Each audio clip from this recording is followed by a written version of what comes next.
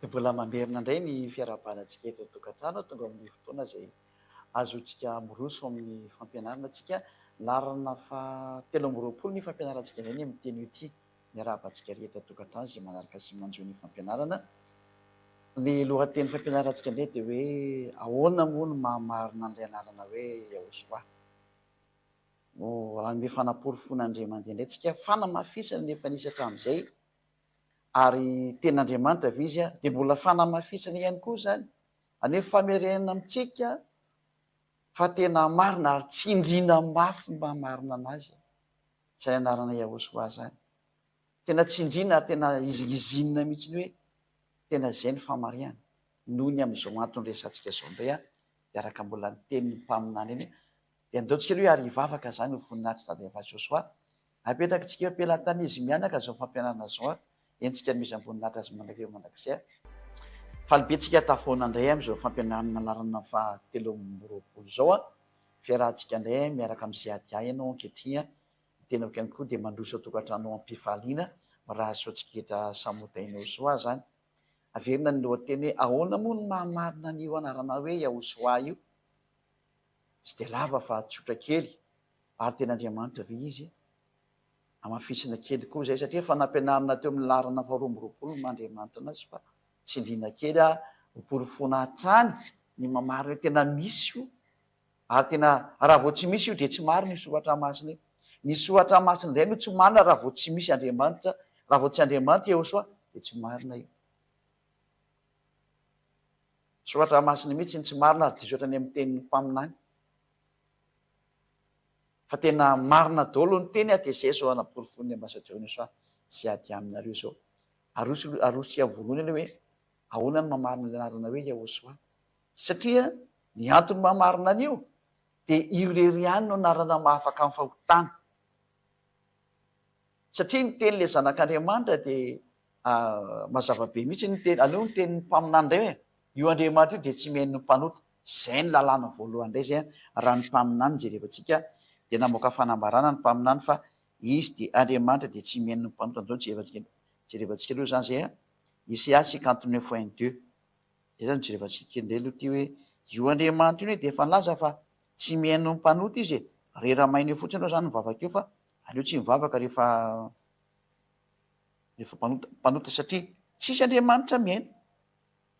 Indro ny tanany avatsy fefa mahavonjy ary ny sofiny tsy lalidalovana fahamary. Fa ny heloka ireo ny hevitra mba misaraka anareo amin'Andriamanitra reo ary ny fahotanareo no mampiafina ny tavany aminareo ka dia tsy mihaino izy. Izay ny tenin'nisy ampaminany.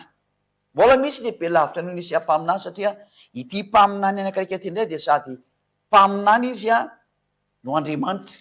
Ka noho izany mila hainoantsika zany ny teniny satria sady mpaminany izy no Andriamanitra zany. Izay ilay hoe Yahosoa ilay voajerevantsika teo dia andaontsika rahantsika tsara mihitsy ny teniny zany hoe ny mpanota hono ozy ilay mpaminany Yahosoa dia avy aiza hono izy ozy ny tenin'Andriamanitra. Dia andao jerevantsika ny teny Yahosoa hoe ao amin'ny Jaona 2:20 ka zany no tokony ialana amin'io resaka fahotana io fa tena zava-doza ozy ny tenin'ny mpaminany Israelianina. Ka ho an'izay mino ny tenin'ny mpaminany Israelianina rehetra nanomboka tany amin'ny Mose ka ziska hatrao amin'ny Yahosoa izay niafaran'ny mpaminany Israelianina. Satria Yahosoa ny mpaminany farany Israelianina dia tsisy intsony ny taoriana. Israelianina ny resako izany. Dia izao ny voalaza ny mpanota ozy ny tenin'izany mpaminany Yahosoa farany mpaminany zany dia avy any amin'ny devoly. Jaona 2:20 Jaona 8 dia ny 43 sy ny 44 zany. Ino nge ty zava-doza nge. Jaona 8 43 44. Nahoana no tsy azonareo ny teniko satria tsy mahay mihaino ny teniko nareo. 9:7-10 eto zany olona tsy mety mihaino ny teny Yahosoa lay mpaminany lehibe ianareo dia avy tamin'ny devoly rainareo ka izay sitraky ny rainareo no tianareo atao. Ny teny zany Yahosoa eto hoe ianareo dia avery amin'ny devoly rainareo. Izy dia mpamono olona hatramin'ny voalohany. Zay zany le atao hoe devoly mpamono olona hatramin'ny taloha ary tsy mitoetra tamin'ny marina izy satria tsy misy marina aminy. Ny atao hoe devoly zany dia tsy mety mipetraka ao amin'ny marina. Mpanao ratsy, mpanao ny tsy mety dia io zanak'Andriamanitra io mihitsy no teny hoe avy amin'ny devoly ianao. tena izy mihitsy ny anaotsiny tsy mba hoe olo-kafana zany manaotsiny fa tena izy mihitsy manaotsiny hoe avy any amin'ny devoly ny olona mpanota ka ianao ve hipetraka am'izany tenin'ny mpaminany lehibe zany ary tenin'ny mpaminany jiosy sady Andriamanitra mihitsy no teny hoe devoly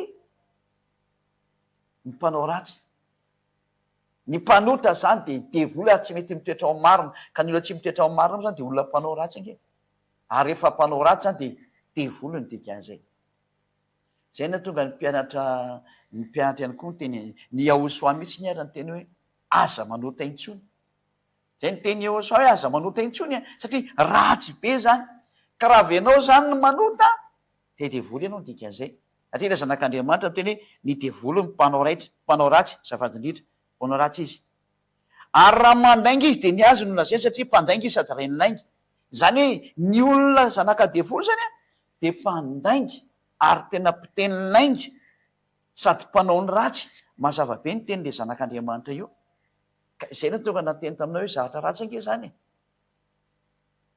ratsy zany ty mitoetra amin'ny ratsy ty ozy le mpamina ny Israelianina sady Andriamanitra ny Israelianina hoe Yahosoa no anarany raha renao zany hipetraka am'izany de olona miady amin'Andriamanitra anao ary loza ny anjoanao zany ary le zanak'Andriamanitra mihitsy ny ara ny teny mihitsy ny hoe za tsika mbola tsy niteny hoe tsindriko am'izay hoe iza le Yahosoa de satria marina ve izy de satria le zanak'Andriamanitra noho ny amin'io zavatra ratsy io de niteny io zanak'Andriamanitra io hoe aza manota intsony aza manota intsony ka izy am'izay Andriamanitra ara ny navita olona ho tsy nanota intsony iza tam'izay Andriamanitra na tonga ny olona tsy nanota intsony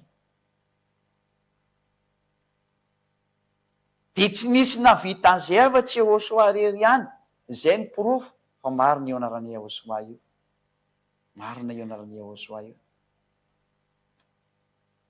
ka mamarina azy de tena tsy azo lavina mihitsy le izy eo raha vakitsika raha ny lalàna napetrany satria sady mpaminana izy nametraka lalàna izy araka ny Jaona 12:49 andao ventsika tsara aloha zay Jaona 12:49 hanamarinantsika ny mamarina io Yahosoa io foana de namoaka lalàna koa izy satria mpaminana izy ao ambava ny tenin'Andriamanitra namoaka didy izy de tsy maintsy akatoavina ny didiny fa rehefa tsy aranao ny didiny de mimana anao fa Andriamanitra ny tsaranao araka ny teniny Mose mpaminany zay olona nefa ty Yahosoa sady mpaminany no Andriamanitra raha ny teniny Mose aza ny ekenao manahoana zany no tokony akatoavana ny teniny Yahosoa sady mpaminany lehibe no Andriamanitra ary ny eken'ny vahoaka Israelianina mampaminany anazy ny aiky mihitsy ny vahoaka Israelianina fa tena mpaminany izy ary vahoaka tahaka ny ahoana moa nanaradian'ny Yahosoa satria mpaminany lehibe izy de ovakitsika ara ny tenin'le zanak'Andriamanitra namoaka didy izy hoe aza manota intsony ka iza am'izany teny navoaka an'izany no Andriamanitra navita an'izay fa zay navita an'izay zay no izy satria teny le mpaminany lehibe zay lay zanak'Andriamanitra mpaminany lehibe de ojerevantsika hoe iza moa no navita azy de fainao fa Yahosoa no navita azy mazava zany fizy n'Andriamanitra marina izy marina io anaran'io zany Jaona 9:12 ity lalàna navoaka nyity moritsa am'le Jaona 12:49 aloha tsika Jaona 12 fa niakatra kely nandeha aloha loatra tsika hoe namoaka lalàna izy Jaona 12 de 49:50 hoe namoaka didy izy zany verimberina toy ny teny satria miankina amin'ny tony ny famonjenanao de no izy verimberina eo satria zao tsy niteny ho ahy fa niray izay nanira-kay izy no nandidy azy eo lazaiko izay ho toriko zany hoe niray izay nanira-ka no nandidy misy didy zany tsy maintsy mandeha ty zay ho lazaiko sy izay ho toriko zany hoe mazava zany fa nitondra didy Yahosoa io nitondra didy ary mitondra teny izy sady mitondra teny ho didy ho any zanak'Israely ho an'ny olombelona izay miaraka aminy ary fantatra ozy Yahosoa fa fiainana mandrakizay ny didiny tena nitondra didy izy koa je lazaiko de lazaiko arak'izay nolazain'ilay tamiko mitondra didy zany Yahosoa ny teny Yahosoa zany de didy ny dikan'izay teny le mpaminany lehibe sady Andriamanitra mihitsy Andriamanitra ny Jiosy. Inona le titiny zany? Vakitsika am'izay le titiny zany de le hoe izy zany navita an'io fa zay mavita an'io ny tena Andriamanitra. Jaona 8 ty le titiny ty ary. Ka rehefa tsy navita an'ity le Andriamanitra tsonao de miala teo fa tsy izy io. Na iza de miala teo fa tsy izy io. Jaona 8 11. Zao ny teny le zanak'Andriamanitra didina voakany ary. Ty le didina voakany ty. Ary hoy izy tsy misy tompoko. De hoy Jehoshua taminy, za koa de tsy manameloko anao. Mandehana ary am'izao sisa izao de aza manota intsony ataotsy ingeza be mihitsy le hoe aza manota intsony io. Am'izao sisa izao de aza manota intsony mivandravandra be amin'ny ekranareo. Ka ny teny hoe aza manota intsony zany lay lalàna nomeny Jehoshua, lay zanak'Andriamanitra, ohatsika zanak'Andriamanitra aloha. Raha izay mbola nitsindrina io tenin'io fandroany araka ny Jaona 5:11. Hoe zay ny didina voakan'io zanak'Andriamanitra io hoe aza manota intsony Jaona 5:11 satria didy zay nyteneniny de tsika tsara teo. Jaona 5:11. Ka ianao zany rehefa tsy manaraka an'ity didy ity ny lalakalenao de tsy izy le tompoinao, na iza itsonao any de tsy izy ozy ny soratra masina. Jaona 5:11. Ore 5:14 azafady indrindra. Jaona 5:14 fa laza fahina be tsika. Rehefa afaka zany de hitany Jehoshua teo an-kianjan'ny tempolo raha lehilahy ka hoy izy taminy, ino efa sitrany ianao aza manota intsony fandraho anjoanao zay ratsy no teo. Ho an'ny olona manota foana io zany de ratsy ny manjoana azy. Porofon'izany ny mpiteny ratsy tsy mety mijanona miteny ratsy, ny mpijangajanga tsy mety mijanona mijangajanga, aretina ny afaran'ny izy. Ny mpiteny ratsy miady aman'olona, ny mpangalatra tsy mety mijanona mangalatra, ary mitombo foana io fahadalana io. Satria manjary vomay manjoanao ny ratsy no teo. Ny olona zany efa manota foana meratsy hatsana izy. Miatra aminao ny tena Andriamanitra. Tena moka didy Andriamanitra Jehoshua ny laza manao hoe le mpaminany lehibe hoe aza manota intsony na veriny indroa 2 fois zay teny zay. 2 fois. Aony ianao am'izay teny zay ary. Atria zay ny teny le mpaminany lehibe sady Andriamanitra aza manota intsony. Ka iza tamin'ny anarana zay nyteneninao teto ambony tany na vita an'izay. Natsoinao daholo ny karazan'Andriamanitra rehetrarehetra fa tsy nafaka tamin'ny fahotana. Natsoinao Jesosy tsy nafaka. Natsoinao Zezo tsy nafaka. Natsoinao Jésus tsy nafaka. Natsoinao Jesus tsy nafaka. Natsoinao Yeshua tsy nafaka. Natsoinao Jehoshua tsy nafaka. Tsisy mahafaka zany. Misy ny antso Yahoshua tsy nafaka. Samy mamorona anarana daholo. Le Andriamanitra miaraka aminy am'izay Andriamanitra tsy izy daholo. Miaraka am'izany Yahoo zany. Aty tsisy nafaka tamin'ny fahotana. Nefa le teny zanak'Andriamanitra eto mahitsy be miteny hoe aza manota intsony. Aiza zany ianao mahalao n'io ten'Andriamanitra io? Mazava be le teny hoe aza manota intsony. Aiza ianao manoloana an'io? Mazava zany fa tsisy navitan'io aza manota intsony io afa-tsy tokana de ny anarana zao ampianariny ambasadoriny Jehoshua ziady azy ao hoe tsy mahay manota intsony miaraka amin'ny Jehoshua ary vavolombelona zany ny ambasadoriny Jehoshua ziady zany voalohany. Ary zay niaraka tamiko rehetrarehetra tsisy nanota intsony. Efa manarivo maro zay ny ato amin'ny fanjakana masina ty amin'ny faty Madagasikara ty. Anjaranao miditra koa mbo andray anjara ianao rehefa tianao no afaka amin'ny fahotana ary tsy manota intsony. Fa zany mpanota zany de mazava ny lalakaleny fa ho any amin'ny farimy rehetra afitsy ny solofara izy. Any ny mpanao ratsy ny mpanao vedavedra. Apokalipsy 21:8 teny le mpaminany lehibe zany. Mbola Jehoshua koa namoaka zany fanambarana zany ho any amin'ny farimy rehetra afitsy ny solofara ianao. Apokalipsy 21:8 noho zany manoro hevitra anao ny ambasadoriny Jehoshua ziady tena mba manavota teny manavota tena. Apokalipsy 21:8 zao ny voalazany ato. Fa ny osa sy ny tsy mino, ianao osa tsy mety manatona ny Jehoshua ary tsy mino an'izao fampianarana marina avy any amin'ilay Jehoshua mpaminany lehibe sady Andriamanitra ivavana sy ny kofana. Rehefa tsy mino an'izao anao de ozy ny teniny. Lalàna ity, lalàna hamely anao ianao zay tsy mba rahan'le tenin'Andriamanitra avoaka ny Ahosoa io dia zao ambaran'izay aty azy androny zao.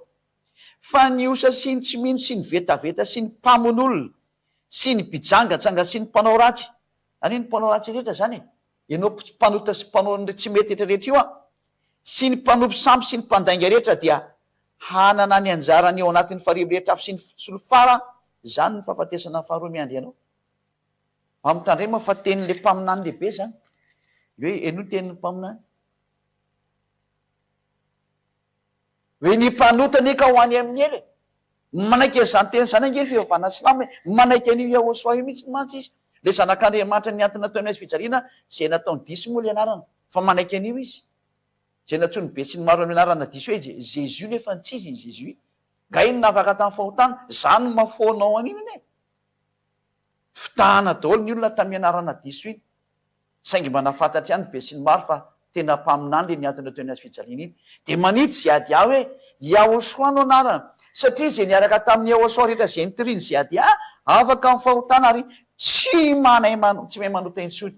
Zay no mahatonga ana miantso hoe manatona ny Ahosoa am'izay. Io le anarana marina ary izy le Andriamanitra io Ahosoa io. Hitondrayntsika amin'le fameleteny hoe ten'Andriamanitra ve izy mazava be raha afaka amin'ny fahotana miaraka amin'ny ten'Andriamanitra izy. Zay no mahaten'Andriamanitra azy manam-pofo indray zay ady fa ten'Andriamanitra izy izy le avy any amin'ny lanitra lanitra aloha voalohany indrindra. Na izy ihany ary miteny hoe Jaona 3:13 ny zanak'olona zay any an-danitra. Zao ke avaky tsy izy ten'Andriamanitra zay avy any an-danitra izy zany. Jaona 3:13 vaketsika aloha zay hoe ny zanak'olona zay any an-danitra ary izy zany satria avy any an-danitra izy raha nidina nankety dia nisy niteraka izy izy raha fa nateraka Virgine no niteraka anazy ary porofoko amin'ny teny Hébreu moa izy zany satria misy olona miteny hoe aiza ny ilazanao fa Virgine io nareo tsy mahafantatra teny Hébreu io zay samy mahafantatra an'io fa ahoana moa tsy aizana an'io rehefa io tenenina sianary nga io zavatra sarotra ka tsy hoay ary raha misy ny zavatra morianarana dia ny teny Hébreu nisany morianarana. Jaona 3:7 kanefa zay tsy mila mianatra teny Hébreu fa zay mahay teny Hébreu mazava tsara angamba zay teny zay. Jaona 3:13 ary manampaizana be dia be rehefa mandika an'le teny inona moa no kasarotana amin'izany. Jaona 3:13 ary tsy nisy niakatra ho any an-danitra fa tsy nidina avy tany an-danitra.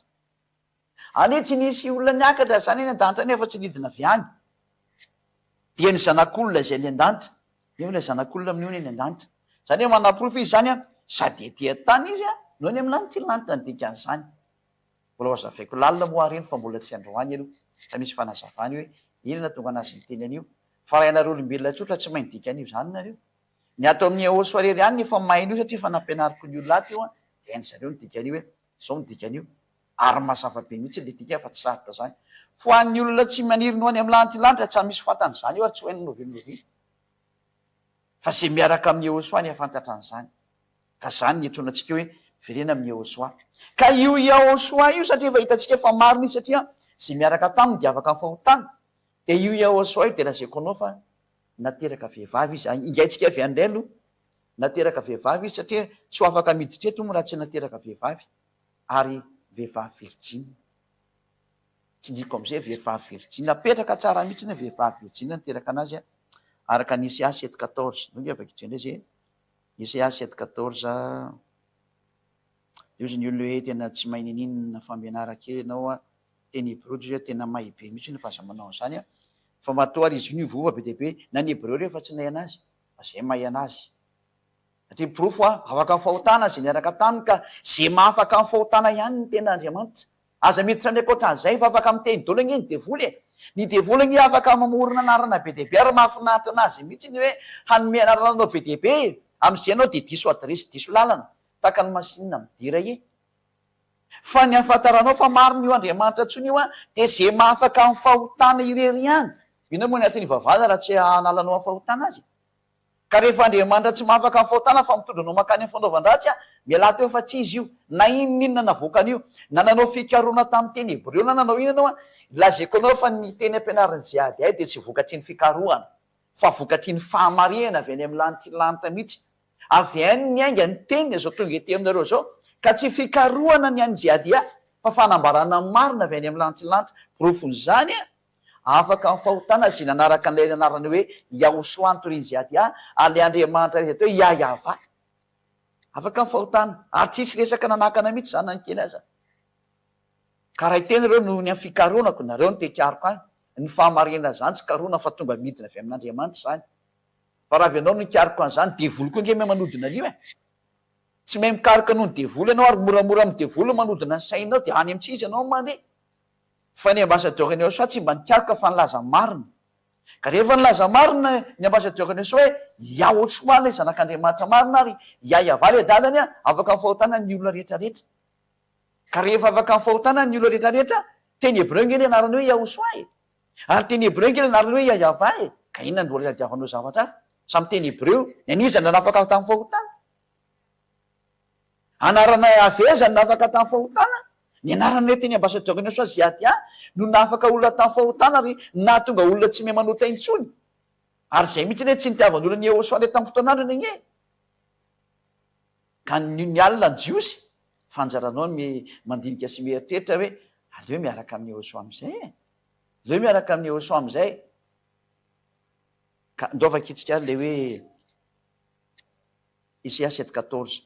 Ary noho izany dia ny tompo nanome famantarana anareo, indro hanananaka ny Virjina ka hiteraka zazalahy ary ny anarana ataona hoe Emmanuel. Ndao ary jereva antsika ny dikan'io amin'ny teny Hebreo. Fa ny dikan'io amin'ny teny Hebreo mantsy dia hoe Alma. Ina dikan'izay teny Alma zay amin'ny teny Hebreo. Ate misy tsy mihinao an'izany. Aiza koa misy Andriamanitra any amin'ny vehivavy Virjina no mipetraka. Ny adalàna aleoko.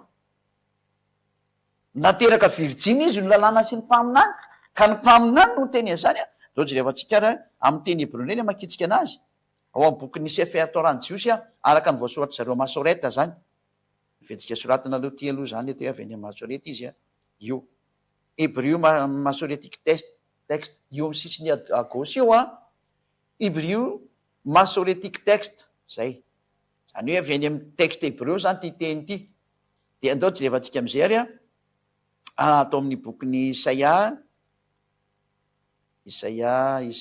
voilà. Isaia toko fafito Yesaia, amin'ny teny Hébreu zany Yesaia ozy izy zareo.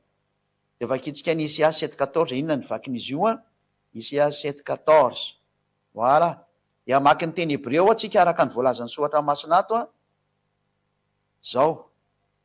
Lakainy tena Adonai ho lakaim otne halma. Io le izy io halma io. Hara violedet ben vrat smo Emmanuel.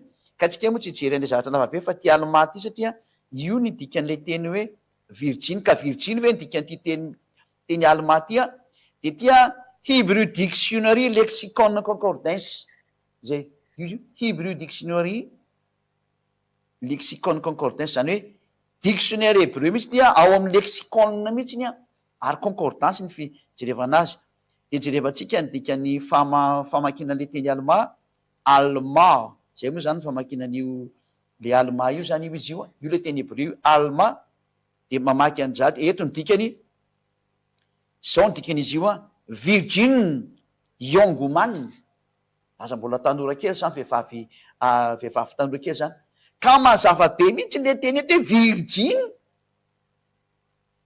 Ka mbola iteny inona zany olona milaza fa hoe tsy Virgin io. Ny teny Hébreu anatin'ny concordance ary dictionnaire mihitsy no miteny fa Virgin ny dikany alma. Mazava zany fa nateraka vehivavy Virgin izy ka aza miteniteny zavatra tsy marina kosa satria manjary tsy mety le teny hoe nareo tsy mety teny Hébreu sy ny karazany sy karazany. Zany misy olo manao zany tena may be de mihitsy. Fa zay tsy miteny hoe langue courante any kosa aloha zay le tsy miteny an'izany tsy langue courante any kosa izy fa zay may rehefa ilaina izy avoaka dia tsy maintsy avoaka hoe tia ny dikan'io tsisy ny teniteny foana mihitsy ny indre mandeha fa ny teniny marina tamintsika rehetra. Zay aloha zany ny fanaporofona fa tena tonga avy any ambony ty zanak'Andriamanitra nitona ary efa nitiny izy dia nisy teny efa nambarany mpaminany indray araka ny boky nataony Davida sy ny Salamo any. Zao efa antsika indray ny teny nambarany bokin'ny Davida fa mazava be fa inona moa nateraka vehivavy Virjina avy any amin'ny lanitra avy any ambony tany dia milaza amin'izay ny bokin'ny Salamo fa misy Andriamanitra anankiroa be zao. Oay,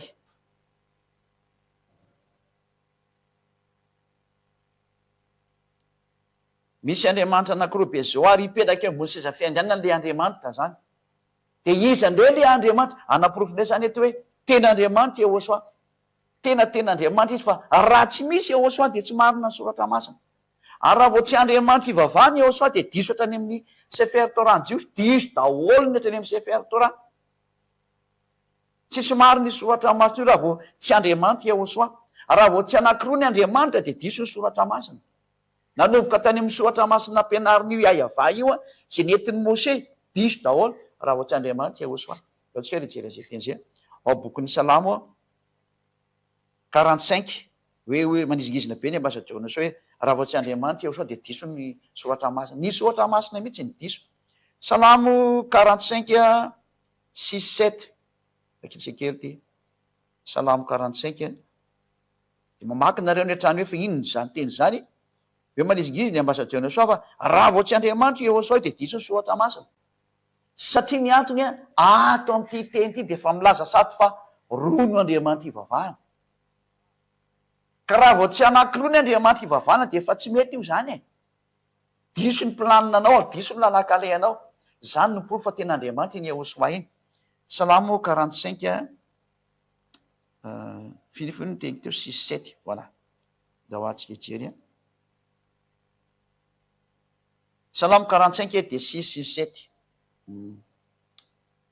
miara-mijery tao tsika ary. Ny seza fiandriananao Andriamanitra eto zany de misy Andriamanitra mipetraka eo amin'ny seza fiandrianana mazava ho azy. Ary ilay mipetraka eo ambony de teo hoe Andriamanitra ny seza fiandriananao Andriamanitra dia mandrakizay tory te himpamarinana ny te-panjakanao. Zany hoe manana teny izy ary famarinana ny ampelantanany iny zany. 7 tianao ny famarinana, fahalanao ny heloko. Koa Andriamanitra dia Andriamanitra ao efa nosy fifalinanao mihoatra noho ny namanao. Zany hoe ty Andriamanitra mipetraka ambony seza ty zany de mbola manana Andriamanitra ny dikan'izay. Leo ataontsika salina izy hitanareo tsara mihitsy ny hoe ay ve tena zany ny dikan'izany teny zany le ambasadorina Yehosoa de zay mihitsy ny izy. Apetrakatsika tsara zany de samy jery satsika rehetrarehetra any. Io zany le voalaza hoe Andriamanitra mipetraka ambony seza zany le teny hoe seza fiandriananao Andriamanitra de mandrakizay tory. Io zany izy ty. Zany izy ty de misy anakaiky mipetraka eo zany io zany anankiray. De ozy le olona hoe ny seza ty zany misy olona kely eto mitsangana eto de izy zany mba midiradiry io zany le mpiteny eo amin'ny salamo le mpanambarany hafatra Andriamanitra moa zany. Ny seza fiandriananao Andriamanitra de mandrakizay tory alefany amin'io. De ozy ndray izy hoe koa Andriamanitra zay Andriamanitra anao misy Andriamanitra ray andraisany ty mipetraka ty io le hoe anankiroa ny Andriamanitra sy nao mieritreritra efatra ty ato indray zany misy Andriamanitra anakaiky koa zany mipetraka ato indray voaleo ambony io indray zany zay le voalazany hoe koa Andriamanitra zay Andriamanitra anao eto indray misy anakaika tena anankiray indray zany io le hoe koa Andriamanitra zay Andriamanitra ao ty le salamo 45 6-7 io zany hoe koa Andriamanitra zay Andriamanitra anao de sy mahasamihafa zany voalaza teo. Mazava zany fa eto zany de ao anatin'ny bokin'ny salamo de efa misy sady ny existence-ny Dieu zay. Tsy zany namorona fa ny mpaminany sy ny salamo no amoka an'izany teny zany efa mazava fa tsy maintsy misy Andriamanitra anankiroa. Ay zany le Andriamanitra faharoa fa tsy maintsy fantatra io.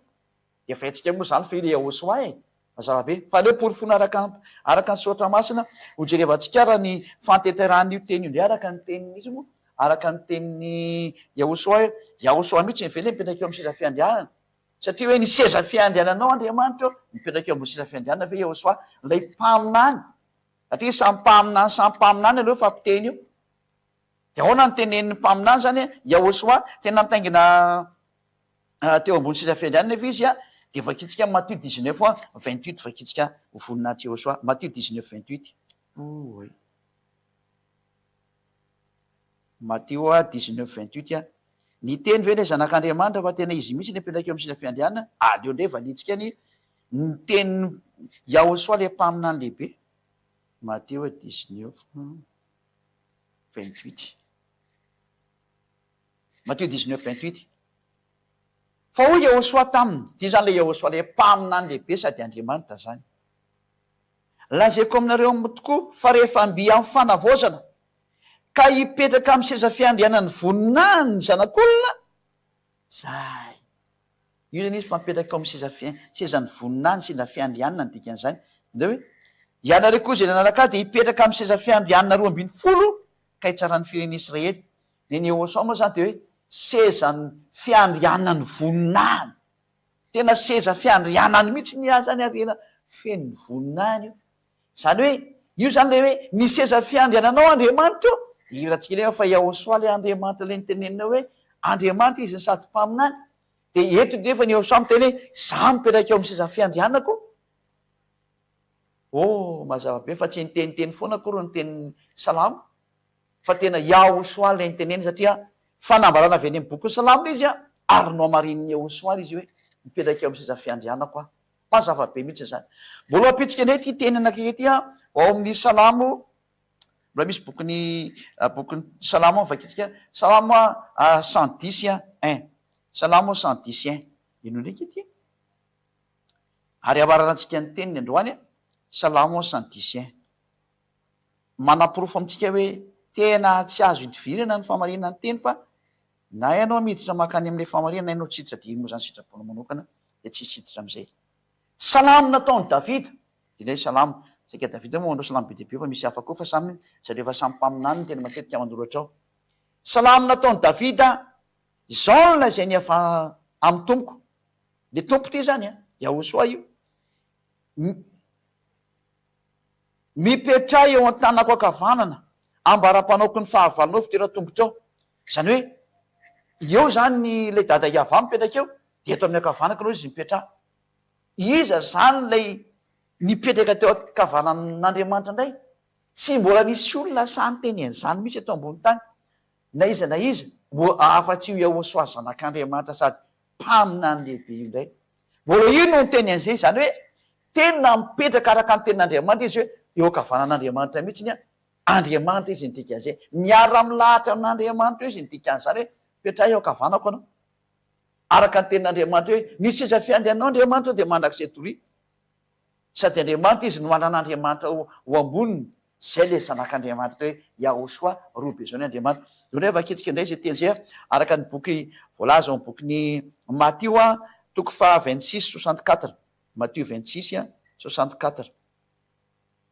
Hoe petraha tanaka ankavanana zany. Matthieu 26:64. Mamarintsika daholo le teny rehetra zay mandeha ato amin'izay matadidy sanareo hoe tsisy zatra teny diso zany mihitsy nambara atao amin'ny soratra masina anankiray ary.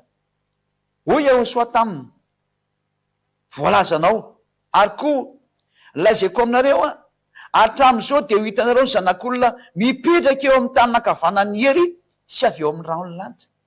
Tena mipetraka eo ankavanan'ny hery, ka tsy moa le hery fa Andriamanitra ray na toa hery. Satria eo ny hery no miainga, eo ny fahefana miainga, dia mipetraka eo ankavanan'ny hery.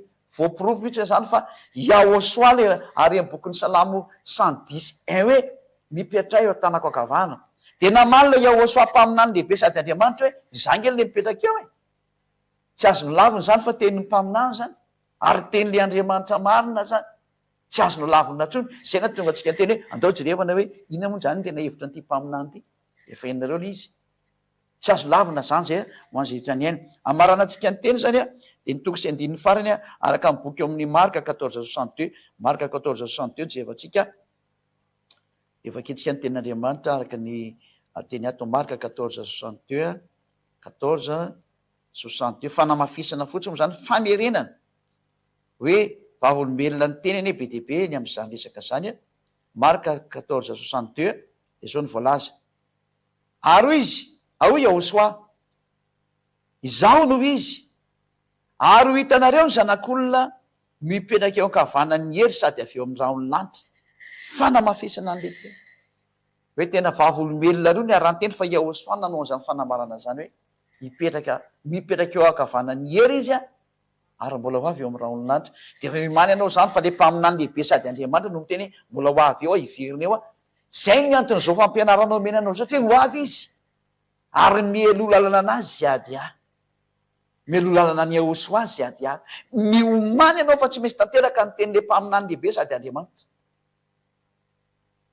ho aiza ianao rehefa tonga zany teny zany mazava io teny io sady ho avy eo amin'ny raolonanitra ka inona no ataony rehefa tonga ao hamely anao ratsy saina sy ratsy fanahy tsy mety mibebaka tsy nentina anatona anazy ka ho an'izay mino ny ahosoa rehetrarehetra ho mpaminany lehibe dia tsy maintsy Andriamanitra izy nydika an'izay ary ny teny no ianao satria tenin'Andriamanitra ny avoaka amin'ny vavany dia miomana anao rehefa tsy mety mibebaka tsy mety manatona anazy fa izy no nataony Andriamanitra ho mpamonjy dia ozy le olona tena ratsy eritreritra be hoe raha tsara saina Andriamanitra zany tokony tsy namono zanany Andriamanitra aveo ny dia fitiavana ka hamono zanany izy zany ange tena hevitra avy any amin'ny devoly zany tsy zaranao ve ianao voavotsy ny tena mariny amin'ny fitiavany nomeny arany zanany mba hiamonjeny ianao zay nge ny tenyle zanak'Andriamanitra mpamonjy hoe ary mpaminany hoe zao ny tiavan'Andriamanitra tanyzao tontolo zao nomeny ny zanany mba amonjena ny olona vonjena ho any amin'ny lanitra mba tsisy overina ray azy zaranao zany izy famonjena ny menanao ka ina moa tokony ina moa misalasalanao am'zany azay moa ny lesona atsika manaraka hoe tena marina ve fa ratsy saina zany Andriamanitra zany ko namono ny zanany izy lesona atsika manaraka zany na teo tena atodon-demony zany tsy maniry ny olona voavonjy zany sary zany aza manao an'izany fa tsy fanao zany zaranao aza nyvonjeny ianao tsy mahafaly anao hoe mahita olona afaka amin'ny fahotana tsy mahay manao teny intsony zany ange ny tokony iriny e maniriny zavatra tsara fa za maniry zavatra ratsy fa ny saina ohatran'izany ange tsy avavonjy anao e alazaiko anao ne zao ny valiny mangamona velany janona maty ao iny zanany iny marina ny tenao roatra ka maty ao iny de tsy nitsangana tsony iny ange ka natsangany dikan'izany tsy naninona raha maty izy ko nitsangana ihany ka rehefa nitsangana izy zany de tsy olana ne vita ny famonjena ny zanany nitsangana ka tsy vao ve tsara be zany nazy tombotsoa anankiroa vita ny famonjena na vonivonjy ny olona ary ny zanany no nitsangana fa tsy ny maty tao a ka tsy vao ve nafinaritra be zany sary zany tsy tokony nanao misy zany saina zany fa tsy mety zany parantezy kely misy efa de miraso atsiketra samytena soa ny farana ny teny a voazava-tsaranao fa tena Andriamanitra raha vo tsy Andriamanitra eo soa de tsy marina somatra masina rehetrarehetra ny jiosy io fa soa fa tena Andriamanitra izy a marina ny teny a ary esaonany eosoana tanteraka ny teny nambara rehetrarehetra fa izy mihitsy ny voalaza amin'izany teny rehetrarehetra zany a ho azy anie ny voninahitra mandrakizay de mirary soanao koa ho tonga soa ty amin'ny eosoa anatin'ny eosoa am'izay tsy salasala intsony fa iazakazaka hitady any eosoa hanome voninahitran'Andriamanitra hamonjy ny fananao a mba avonjeo le fanahy fa azariana ntsony ho any amin'ny elo zay ny fiafaran'ny teny ka de mirary soatsiketra amin'ny teny eosoa ary ivavaka atsika sorabetsaka dada malay avano ny amin'ny teny rehetra tena fitiavana ianao tena soa loatra ny nataonao tena namonjy ianao namonjy ny olona ianao voninahitra ao anao mandrakizay taioarany teny sy ny fampianarana rehetrarehetra hitondra soan'zay rehetra amin'ny aino zany hitondra fahasoavana amin'izay rehetra mandeha zany koa dia mamalivavaka mandrakariva an'ilay ny rainao teny ambasina taonanao sy ady aza ny dada mariava zany teny rehetrarehetra zany dia amarino atrany aporofoy fa tena avy any amin'ny lanitylantitra ny teny saotra betsaka fa tena fitiavana tena anome fitiavana ianao vonjeo ny olona tena takatra ny atsaranao ary aza fela mirorosaina intsony fa ataovy miazakazaka tena mitady ianao voninahitra anao dada maraiava voninahitra anao mandrakizay amin'ny anaranao iaosy fanaovana zany vavaka rehetra zany saotra betsaka iaosoma halleloia amen de miraha soatsiketra samy tenao soa ho amin'ny fitohizan'ny fampianarana amin'ny manaraka indray velo matomboka